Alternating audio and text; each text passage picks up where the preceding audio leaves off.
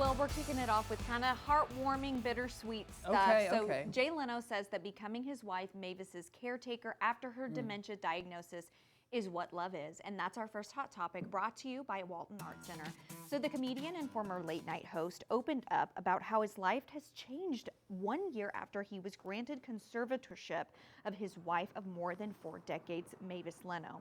So she did have a dementia diagnosis, and he said, quote, "When you get married, you sort of take a vow. Will I live up to this?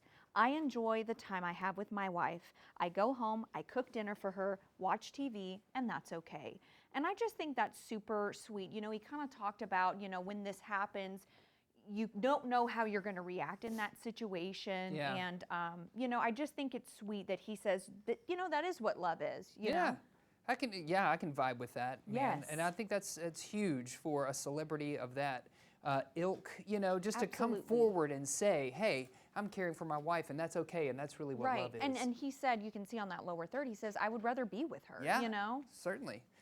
Well, anticipation of a Ready or Not sequel has been building since it was announced in October, and new cast auditions and unveiled title are sure to add fuel to the fire. The sequel, now aptly titled Ready or Not, Here I Come, has added horror staples Sarah Michelle Gellar and Elijah Wood. These new additions will appear alongside the returning Samara Weaving, who will reprise the role of Grace, the newlywed from the original 2019 film, and Katherine Newton. Ready or Not, Here I Come screenplay is scribed by Guy Busick and R. Christopher Murphy, who penned the original. Filming is underway in Toronto. I have to say, I watched this one. I didn't watch it in theaters, but I watched it when it came out on streaming. Very good. Loved it. But I am interested on how this will be a sequel.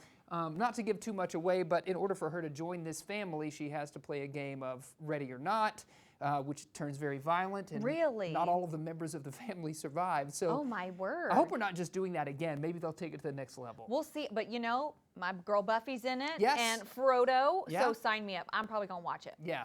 Well, okay, kind of staying in some movie news and some horror movie news. The first trailer for I Know What You Did Last Summer has quite a hook.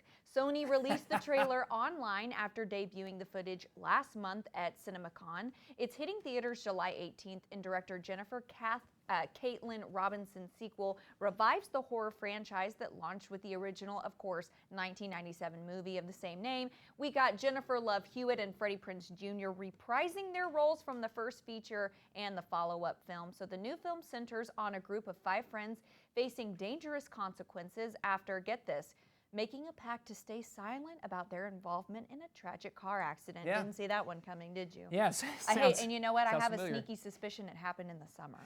I loved this trailer right there when Jennifer Love Yes. Hewitt turns around and is kind of revealed. Yes, absolutely. You know? And kind of same happened with Freddie Prinze. He kind of Yes. stood up at a town meeting. And Yeah. so I'm excited. And we need to stay tuned to see if Brandy makes I know, an yeah. appearance. Yes. So, Let's see who all is going to be in it from the original. But this will introduce that brand of slasher films to a whole new audience. So absolutely. fun. Well, a set of the first 4 editions of William Shakespeare's collected works is expected to sell for up to £4.5 million. British money, I think in our $6 American million. dollars, it's a bajillion dollars, right? Gazillion 85 to be Yeah, exact. gazillion 85. At auction next month. So Sotheby's Auction House announced the sale yesterday, Shakespeare's 461st birthday. It said the May 23rd sale will be the first time since 1989 that a set of the first, second, third, and fourth folios has been offered at auction as a single lot. Wow. The first folio was published in 1623, 7 years after Shakespeare's death. It contains 36 plays, of which half were published there for the first time. Wow. Scholars say that without the book, plays including Macbeth, The Tempest, and Twelfth Night might have been lost. Oh my gosh, how cool. Yeah, somebody is going to go home. I mean, their pocketbook's going to be a lot lighter, but Right. they're going to have quite Somebody, a collection. Not us. Right, that's right.